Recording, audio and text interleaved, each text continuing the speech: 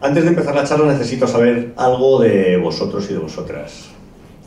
Mis charlas son mutantes, orgánicas, van cambiando. Y los temas de los que hablo van saliendo según las necesidades del público. En Europa, en España, soy un niño mimado, todo el mundo sabe quién soy, lo que hago y lo que digo, entonces enfrentarme con el público es mucho más fácil porque todo el mundo tiene un montón de preguntas. Aquí sí que es más difícil porque nadie sabrá quién soy yo, así que voy a empezar haciéndoos las preguntas a vosotros. ¿Podéis levantar la mano todos aquellos que estudiáis publicidad, por favor? Gran mayoría, bajadla. ¿Y de diseño ha venido alguien? ¿No ha venido nadie? Pues nada. Hola. Vale, muy bien. Es interesante. Imagino que sois todos alumnos. ¿Los docentes podéis levantar la mano? Bien. Se colocaron más cerca. Se nota que hay menos brecha generacional. ¿Cuántos de vosotros y de vosotras os consideráis personas creativas? Por favor. Bien, manos levantadas con mucha timidez, muy despacio, pero bien, bien, bajadlas. ¿Y cuántos dibujáis? Bien, vale, vale. ¿Alguno quiere dibujar profesionalmente más adelante? ¿No? Bien, no lo hagáis. No, me parece bien, me parece bien. Vale, pues, partiendo de esto, os explico. Como digo, mis charlas son normalmente abiertas, conversacionales. Se llaman demoliendo la cuarta pared. Todos sabéis lo que es la cuarta pared, que es esta cosa que hay aquí invisible. Se denomina así en teatro. Y a mí no me gusta mucho porque si llamamos a una cosa charla, pero solo habla una persona, no es una charla, es un monólogo. Con lo cual, la charla está abierta. Podéis interrumpirme en cualquier momento para hacer alguna pregunta sobre el tema del que estoy hablando o sobre cualquier otro. Todos aquellos que me pregunten algo se llevarán a casa una lámina que he impreso artesanalmente en mi casa con estas manitas para premiar vuestra participación. Hay 20 solo, hay más de 20 personas, o sea que si alguien quiere preguntar algo, le cambiaré una pregunta por una lámina con mucho gusto. Bueno, vamos a empezar hablando de algo. Permitidme, porque tengo todo así como en diversas carpetas y voy sacando el tema según os interese. Creo que vamos a empezar con un poco de cosa motivacional, ¿no? De inspiración. Todo esto, por supuesto, está contado desde el punto de vista de un ilustrador. Es vuestro trabajo adaptarlo a vuestras necesidades, pero creo que todo lo que os voy a contar puede ser extrapolado y llevado a cualquier otro terreno creativo, ¿vale? O cualquier otra rama. Bueno, lo primero quiero hablaros de la hermana Corita Kent. ¿Conocéis a la hermana Corita Kent? ¿Alguien la conoce? ¿Qué creéis? A ver, Sherlock, ¿a qué se dedica esta chica? Una monja, bien. Vamos a ver un poco de creatividad, de estimulación creativa, de cómo forman las ideas y sobre todo de innovación. Innovar es muy importante. La humanidad ha llegado a un límite en el que tenemos muchas ideas constantemente y es muy difícil, es muy difícil tener una idea nueva. ¿Cuántas veces hemos oído, está todo inventado, ya está todo hecho? Un montón, ¿verdad? Pues en realidad no es así, está todo por hacer. Y la hermana Corita Kent era una persona que sabía hacer esto de pensar diferente y de innovar. Ella no solo era, porque ya falleció, una monja, como podéis ver, sino también una de las serigrafistas más importantes del siglo XX. La hermana Corita Kent tuvo una idea genial y le fue muy bien porque mezcló dos ideas. La forma de los productos publicitarios o de los productos de consumo que podía encontrar uno del supermercado en los años 50, que era cuando ella trabajaba, imitando el diseño de cartones, tambores de detergente, cosas similares, y el contenido, que son mensajes espirituales extraídos pues, de sus conocimientos de la Biblia y de sus cosas de monja.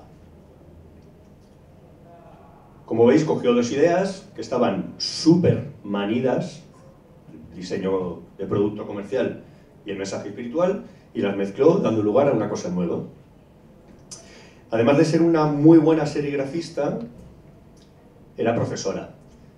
Era profesora de arte en el Colegio del Inmaculado Corazón, que estaba en California. si no me equivoco. Cuando... ¿Sabéis quién es John Cage? ¿Quién sabe quién es John Cage acá? Bien. Gracias y enhorabuena.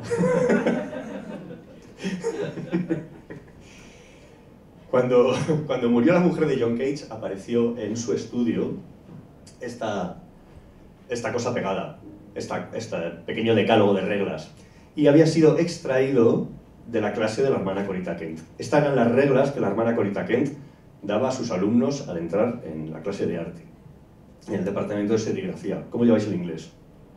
Mal. Gracias por la sinceridad. Este consejo os lo doy extra y aparte. Si queréis salvar vuestra vida, aprended inglés. Os lo digo en serio. A mí me ha salvado. ¿Sabéis que, no sé si aquí se da el mismo caso, en Europa todo el mundo se ríe de nosotros los españoles porque dicen que somos el único pueblo que habla un solo idioma? Y los españoles siempre lo niegan, pero es cierto. Es cierto por razones políticas. Durante la dictadura, lo último que le interesaba al régimen era que nosotros supiéramos lo que estaba ocurriendo fuera del país, y esto ha perdurado. Yo tengo discos de Led Zeppelin de los años 70 con todos los títulos traducidos, ¿no? Luego lo ponías, pero ya que cantaba en inglés y te resultaba rarísimo. Tiene una explicación, pero eso no justifica que las nuevas generaciones no aprendan inglés. Aprended inglés. Yo vivo en Holanda y es la herramienta del comercio. De hecho, en Holanda ni siquiera lo llaman inglés, lo llaman idioma corporativo. Imaginad, es el idioma de los negocios. Si queréis salir algún día de Montevideo o de Latinoamérica, aprended inglés. Hoy no pasa nada, os lo traduzco. ¿Aquí dobláis las películas y las series? ¿No? ¿Y no sabéis inglés a pesar de esto? Qué raro.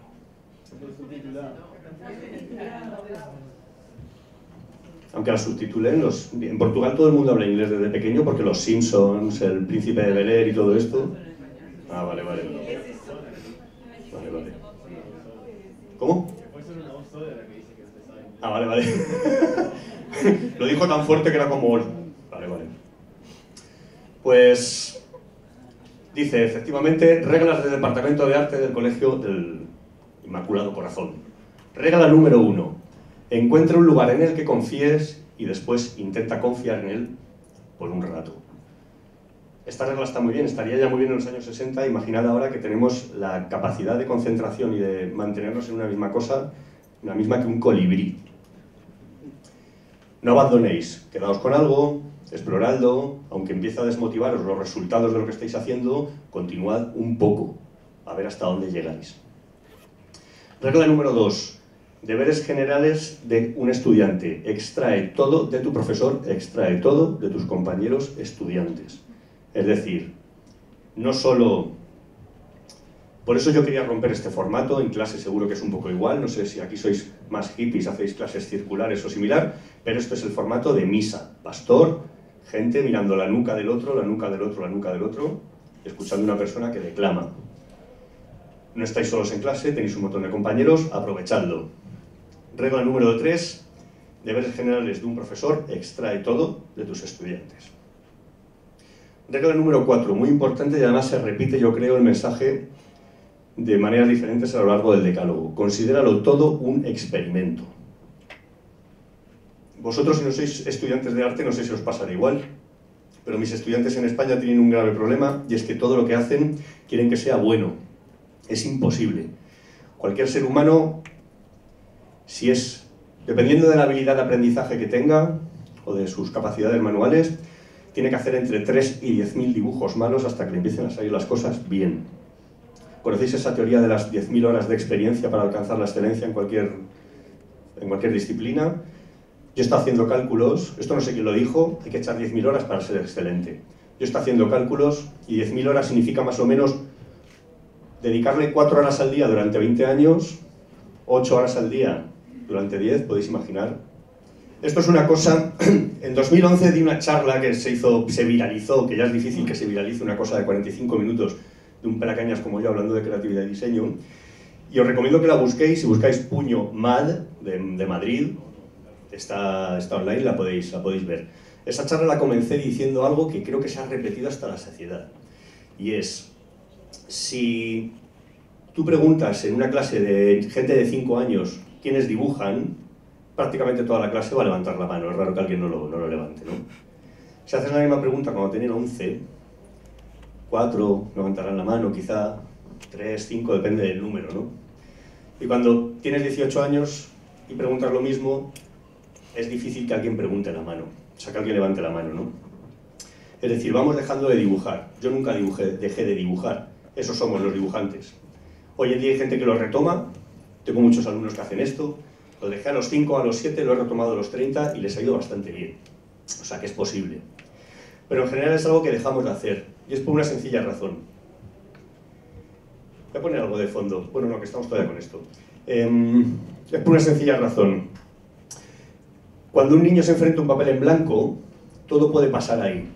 Ellos lo ven como nosotros lo veíamos como todas las posibilidades abiertas del mundo. Aquí estas son mis reglas, y yo voy a hacer cosas y va a pasar cualquier cosa. Cuando nos vamos haciendo mayores, aprendemos que hay una cosa que es la evaluación. Los demás evalúan lo que hacemos, nosotros acabamos evaluando lo que hacemos en base a nuestro conocimiento y en base a lo que nos digan los demás. Y cuando a un adulto le pones una hoja en blanco delante, ya no ve una posibilidad de hacer algo, sino una posibilidad de ser juzgado. Y ante la posibilidad de que ese juicio sea negativo, preferimos no hacerlo. Esto es lo que nos pasa, es sencillo. ¿Ha quedado respondida tu pregunta? Creo que sí. Decíamos, considéralo todo un experimento. Regla número 5. Sé autodisciplinado. Esto significa encontrar a alguien listo o sabio y elegir seguirle. Ser disciplinado es seguir en una buena manera y ser autodisciplinado es seguir en una mejor manera. Parece un poco confuso, pero creo que está muy claro, ¿no? Hay que elegir seguir a alguien, no vamos a inventar nada nuevo. La arrogancia de la juventud muchas veces nos lleva a pensar esto, ¿no? Y está bien a veces olvidarse de todas las referencias, pero mientras estudiamos y mientras aprendemos, es importante tener un faro, una guía. La regla número 6, muy parecida a la 4, dice, nada es un error, no hay ganar y no hay perder, solo hay hacer. La 7 tiene mucho que ver, la única regla es trabajar. Si trabajas, esto te llevará a algo. Es la gente que hace todo el trabajo todo el tiempo los que de vez en cuando consiguen algo. Y esto es así. Os puedo contar una anécdota que me encanta de una escuela de arte en Estados Unidos, escuela de alfarería, cerámica. Un profesor divide a la clase en dos y les propone a un grupo, les da una semana para conseguir una pieza perfecta. Al otro grupo les da una semana para conseguir 400 kilos de piezas. ¿Quién creéis que alcanzó mayor excelencia? Evidentemente, el grupo 1 se pasó toda la semana discutiendo y al final sacó una pieza mediocre. Y el grupo 2 ni siquiera llegó a los 70 kilos de piezas de cerámica, pero dentro de todo eso, al ir olvidando la consciencia de lo que hacemos y tener que aplicar por narices lo que en realidad no sabemos que sabemos, fueron obteniendo resultados más interesantes. Hola. La regla número 8 es muy importante, dice, no intentes crear y analizar al mismo tiempo, son procesos diferentes. Siempre pongo el ejemplo de la tortilla, a nadie se le ocurre probar una tortilla cuando solo hemos batido los huevos, pero a la hora de dibujar o de hacer cosas creativas artísticas nos pasa esto, ¿no? ¡Ah, está mal! Recordad la regla número 1, ¿no? Confiad durante un rato. La regla número 9 dice, sé feliz siempre que puedas manejarlo, disfruta de ti mismo, es más fácil de lo que piensas. No sé si a vosotros como publicistas os pasa, los creadores, que somos en realidad un gremio muy conservador, creen que es necesario sufrir para conseguir cosas, y si no estamos sufriendo no estamos consiguiendo algo. No tiene nada que ver con la creatividad, tiene que ver con la herencia católica, y hay que olvidarse de esto absolutamente. No hay que sufrir para ganarse el cielo, hay que ser feliz. Dice, regla número 10, no es de la hermana Corita Kent, sino de John Cage, y hay aquí el vínculo entre ellos. Dice, para mí la regla más importante, estamos rompiendo todas las reglas, incluso nuestras propias reglas. ¿Y cómo hacemos eso? Dejando mucho espacio para X cantidades. ¿Qué significa eso? Por supuesto. Vamos a dejar ¿Qué os parece que puede ser dejar mucho espacio para X cantidades? Yo le he dado muchas vueltas a esta frase, ¿eh? Y ahora la comprendo y la entiendo, pero sé que al principio es como, ¿de qué habla este tío, no? John Cage se refiere a que si todo lo llevamos planificado al milímetro, no estamos dejando espacio para que puedan ocurrir cosas. Y cuando ocurren esas cosas, la consideramos un fallo. Un imprevisto, esto salió mal, no sabemos cómo reaccionar. Si dejamos espacio para que las cosas ocurran, no solo no va a ser un fallo, sino que la podemos utilizar a nuestro favor. Y John Cage lo que propone es dejar mucho espacio para X cantidades, es decir, para que cualquier cosa pueda ocurrir. Si os interesa leeros este cachito, lo buscáis en internet, que están, es algo para tener guardado en el ordenador y mirar de vez en cuando. Ahora me gustaría, para todos los que no conocéis a John Cage, este señor no es John Cage, es un músico, me gustaría poneros esta pieza suya, es la pieza más famosa, él era músico, entre otras tantas cosas. Y se obsesionó con una idea, quiero crear una canción que cuando otros músicos la interpreten no puedan añadir nada absolutamente a mi composición. Ya sabéis que cuando alguien compone algo, luego puede llegar otro e interpretarlo de mil maneras, cambiar el tempo, cambiar lo que sea, el tono, la atmósfera, etc. Y John Cage dijo, voy a conseguirlo. ¿Cómo creéis que hizo esto? Como digo, John Cage murió hace muchos años, pero sigue la canción interpretándose hoy en día. Se llama 4 minutos, 33 segundos, 4:33, y podéis encontrar muchas interpretaciones en YouTube. La última que he visto ha sido la de un grupo de black metal que han conseguido interpretarla. Vosotros también podéis interpretarla si conseguís la partitura. Es muy sencillo. Son 4 minutos 33 segundos de silencio. Esta era la manera con la que John Cage pudo hacer una canción que siempre se interpretara de la misma manera. Por supuesto, esto no es un silencio absoluto. Cuando tú sales y sale un pianista y pones su cronómetro. The material of music is sound and silence. Integrating these is composing. I have nothing to say, and I am saying it. Como veis, el tema es de 1952, son 3 movimientos y hay que interpretarlo, es decir, no hay que no interpretarlo.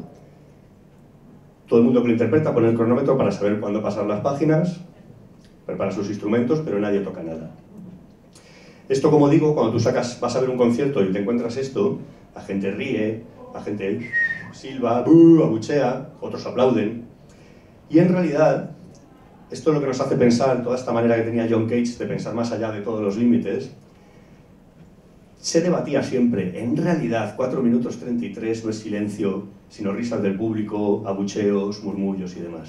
Es curioso porque esto ya se decía en el año 52, si vosotros visitáis todas las interpretaciones que hay en YouTube, son los mismos comentarios, ¿no? 60 o 70 años después. La gente se ríe sin vergüenzas, no, se ríen porque es lo que quería John Cage y demás. Para que veáis hasta dónde llega ese poder creativo. Ya veis cómo transcurre esto. Vamos a cambiar de tema. Voy a poneros una serie de citas que siempre que parece que uno lee como texto blanco firmado por un señor tiene más presencia y más fuerza que lo que pueda contar este tío que ha venido de España, no sabe muy bien para qué. Voy a utilizar una serie de citas, como digo, para dar ese respaldo. Citas que hablan sobre un tema que a mí me obsesiona de siempre, que es el plagio. Plagiar sí, plagiar no, robar sí, robar no, copiar sí, copiar no. Este texto de Jim Jarmusch, ¿conocéis a Jim Jarmusch? ¿Todos? ¿Por qué no estáis apuntando el nombre de Jim Jarmusch? Apuntad, os voy a dar un montón de referencias, os van a servir, os lo digo en serio. Jim Jarmusch es un cineasta de Akron, Ohio, que para mí es de los pocos cineastas independientes que existen de verdad, ¿no? Y digo independiente porque no solo escribe, dirige y produce sus películas, sino que también almacena los negativos, distribuye todo él, ¿no? Almodóvar también, por ejemplo, hace esto. Y tiene un texto que son 5 puntos de hace un montón de años que da ideas para hacer cine. El último de los textos me parece que no solo para hacer cine, sino para cualquier disciplina creativa que nos queramos echar a la cara. Y dice, nada es original.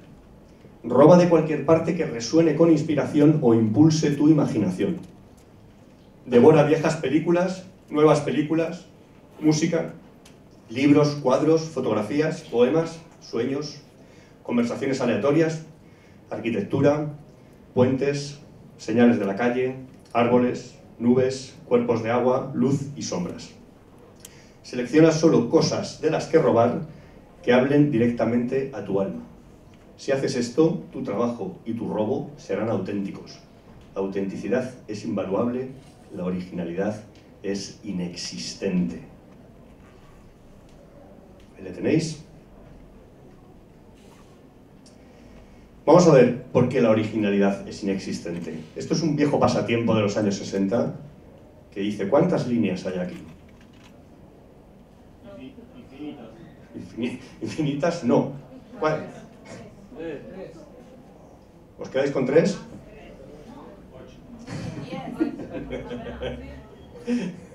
Bien. Evidentemente hay 3 líneas. Podríamos sacar esto y podemos sacar muchas más, pero hay 3 líneas que se forman ¿de qué manera? Exacto. Al acercar 2 líneas negras a la distancia apropiada, generan una tercera línea blanca, ¿no? Esta cosa tan estúpida y tan sencilla es en realidad la base de la innovación. Por esto dice Jim Jarmusch que la originalidad no existe.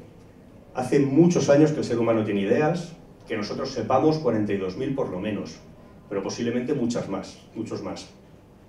Con lo cual es un poco absurdo pensar que nosotros vamos a tener una idea que nunca ha tenido nadie.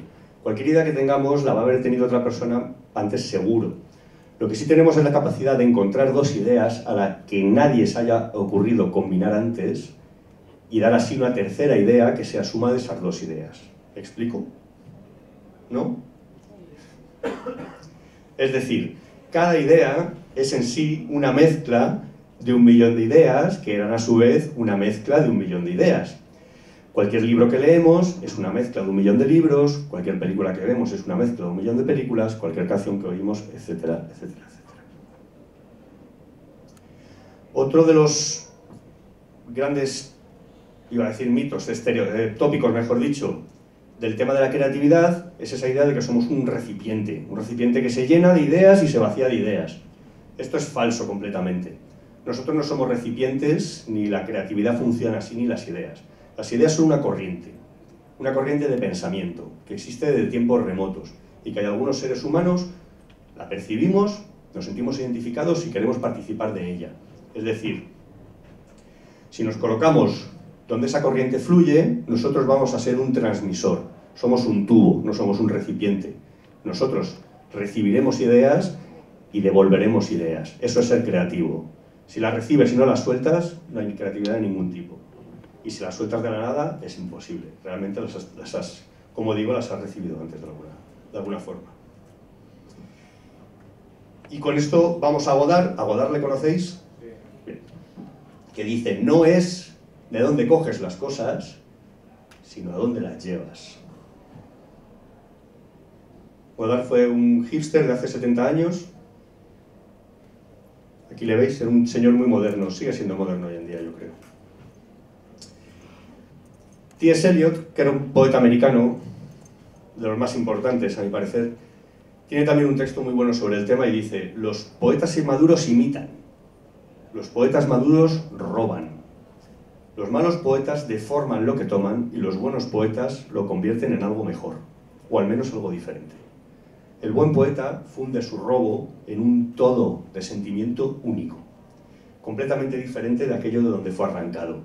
El mal poeta lo arroja en algo que no tiene cohesión. Esto es muy importante lo que dice T.S. Eliot. Volviendo al tema del robo, no ver esto como influencias, aprender, sino como un robo, porque la metáfora es muy bonita. Pensad en qué tipo de ladrones queréis ser. Todos vamos a ser ladrones. ¿Y cómo vamos a funcionar? ¿Vamos a ser ladrones que van en el ómnibus robando la cartera a las viejecitas?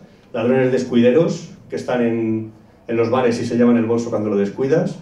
¿O vamos a ser ladrones de altos vuelos que solo vamos a colarnos en los museos más importantes del mundo a llevarnos diamantes de un mogollón de quilates? Hay que robar bien, hay que robar en un nivel alto, no cualquier cosa. Dizzy Gillespie, que era un amigo y compañero musical de Charlie Parker, posiblemente uno de los trompetistas más influyentes del siglo XX, Dice, no puedes robar un don. Es decir, no os sintáis culpables por robar. Lo que estamos robando forma parte del trabajo. El don no lo vas a robar. Si tú puedes percibir, como dice, Charlie Parker dio al mundo su música, y si puedes oírla, puedes tenerla. Es decir, volvemos a hablar de esa corriente. Si tú la percibes, puedes entrar ahí, ¿no? Ahí les tenéis. Dos buenas piezas.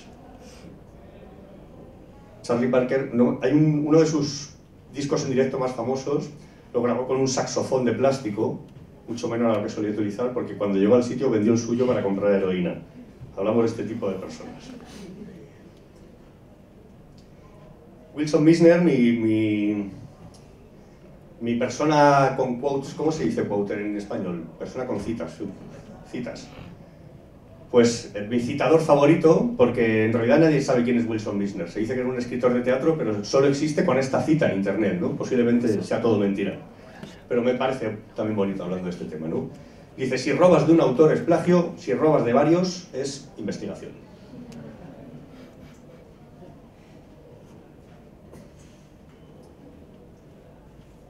Y terminando con este tema casi, dice, volviendo a T.S. Eliot, dice, un buen poeta tomará prestado usualmente de autores remotos en el tiempo, diferentes en el lenguaje o diversos en interés. Y esto me gusta mucho, es decir, volvemos al tema de robar bien o robar mal.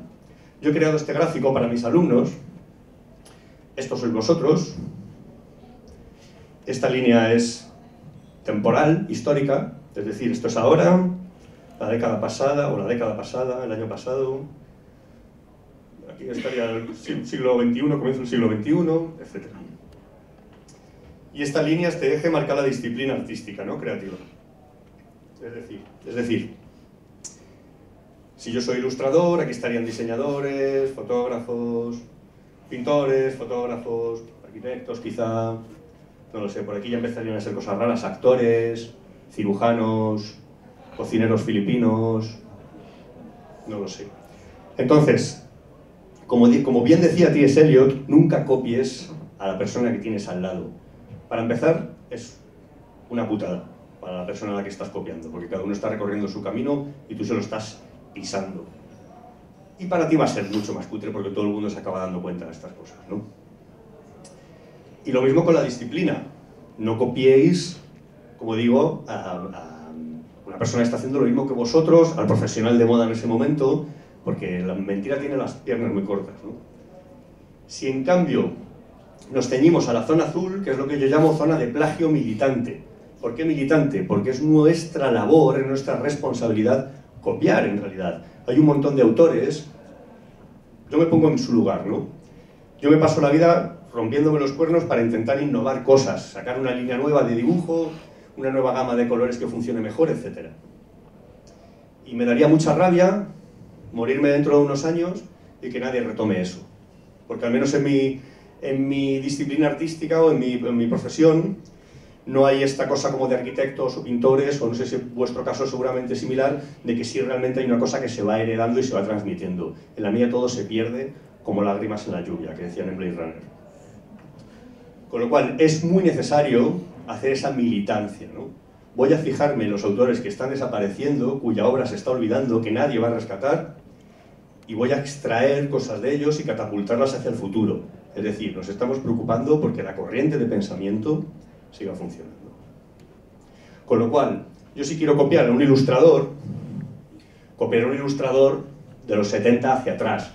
Y si voy a copiar a alguien hoy en día, copiaré al cocinero vietnamita operando a corazón abierto, ¿no? Porque estas cosas no solo no son plagios, sino que además son homenajes. Ningún cocinero vietnamita se va a sentir ofendido si aplicáis en vuestra gráfica la misma estructura de creatividad que él está aplicando en su trabajo, ¿no? Todo lo contrario. Y por terminar con esto de las citas, una de Tchaikovsky, que como sabéis era uno de los compositores más prolíficos de la música clásica rusa, dice, un artista que se respete a sí mismo no se quedará de brazos cruzados con el pretexto de que no está de humor. Es decir, hay que crear. Tchaikovsky era así, además. Tchaikovsky era homosexual y se casó con una señora a la que no quería, porque la cosa aquella de aparentar, ¿no? En vez de decir, me voy a encerrar y me voy a poner a lloriquear, cogió a su novio, que era un estudiante suyo que tenía 15 años menos, se fueron a un resort a Suiza y escribieron uno de los conciertos de violín más importantes que existen en la historia de la humanidad, ¿no? Esa es la actitud.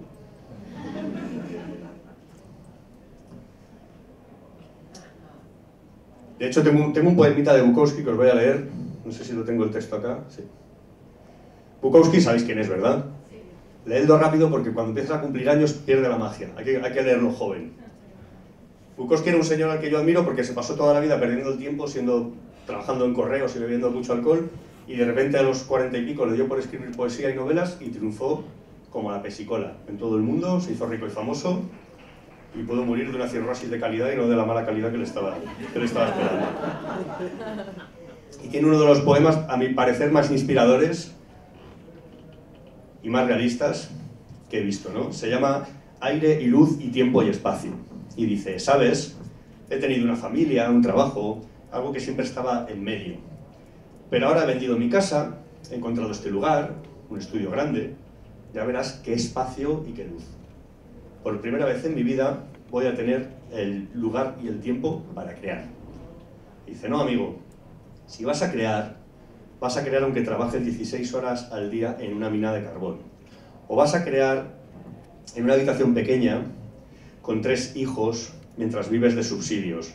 Vas a crear con parte de tu mente y de tu cuerpo reventados. Vas a crear ciego, paralítico de mente. Vas a crear con un gato subiéndote por la espalda, mientras toda la ciudad tiembla bajo un terremoto, un bombardeo, una inundación y un incendio. Amigo, el aire, la luz, el tiempo y el espacio no tienen nada que hacer con ello, no tienen nada que ver con ello, y no crean nada excepto quizá una vida más larga para encontrar nuevas excusas.